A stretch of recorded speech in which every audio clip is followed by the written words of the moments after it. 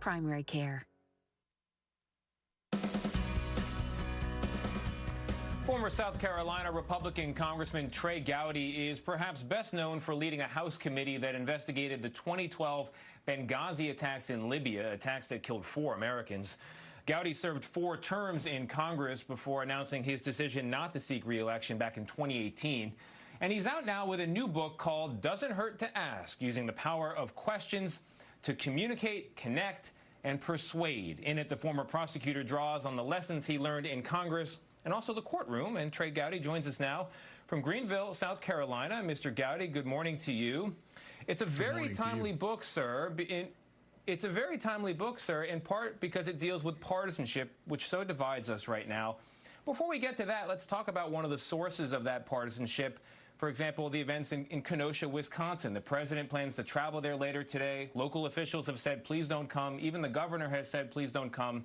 Do you agree with the president's decision to go irregardless? I do. I mean, I respect the fact that people view it differently, but when you're the president of everyone, including people who don't like you, including people who don't vote for you.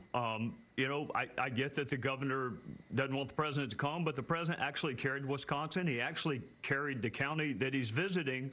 What I hope he does when he gets there is exactly what Julia Jackson asked for: prayers for her son, unity among people of good conscience, and then, to me, most importantly, answers to legitimate questions about what happened and what the legal consequences should be.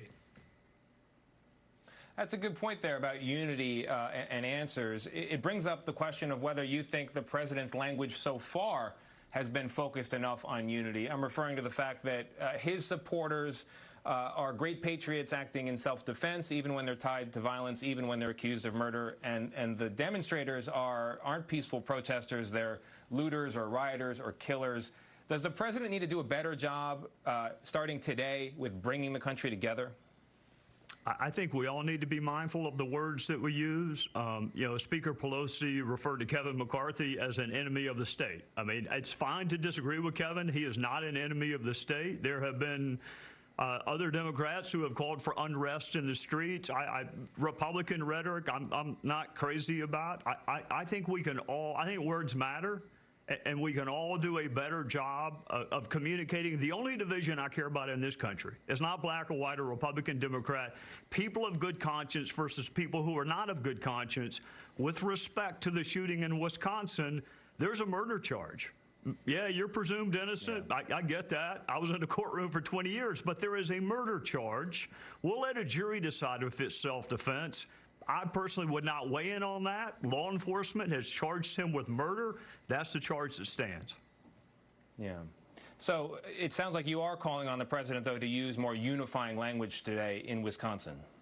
Well, not just the president. I think words matter. I think even a lowly member of the House, when you call for unrest in the street, and I think part of what frustrates people is if you're going to call out rhetoric, call it out on both sides. Just don't just pick on one side or the other. Call it out on both sides.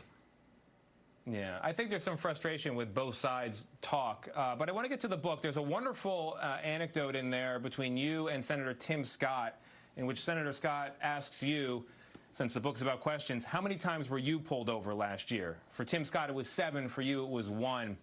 How did that change your thinking about racism in the law enforcement world?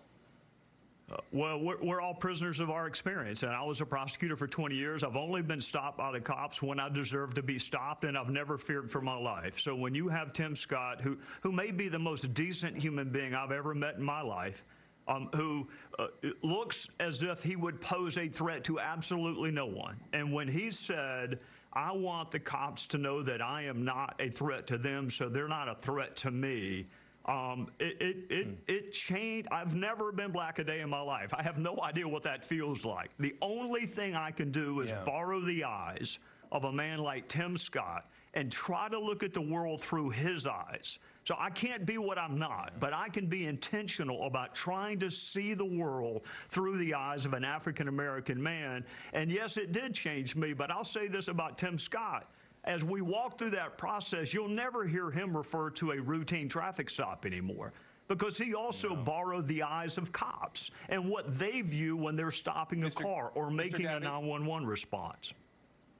I want to sneak in one more question because it's about how the Republican Party has changed and not necessarily you changing with it.